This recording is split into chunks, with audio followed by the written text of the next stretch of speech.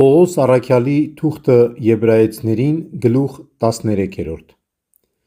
Լսեցեք ձեր առաջնորդներին և հնազանդվեցեք նրանց, որովհետև նրանք հսկում են ձեր հոգիների համար, քանի որ հաշիվ են տալու ձեր փոխարեն,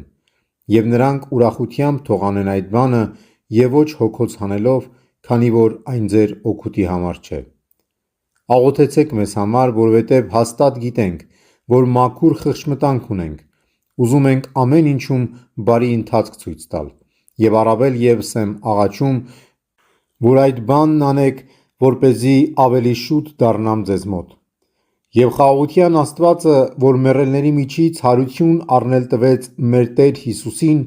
որը հավիտենական ուխտի ոչխարների մեծ հովիվն է, ձեզ հաստատ թող պահի բարի գործերի մեջ, որպեսզի կատարեք իր կամքը,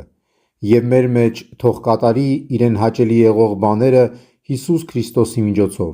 որին փառք հավիտյանս ամեն: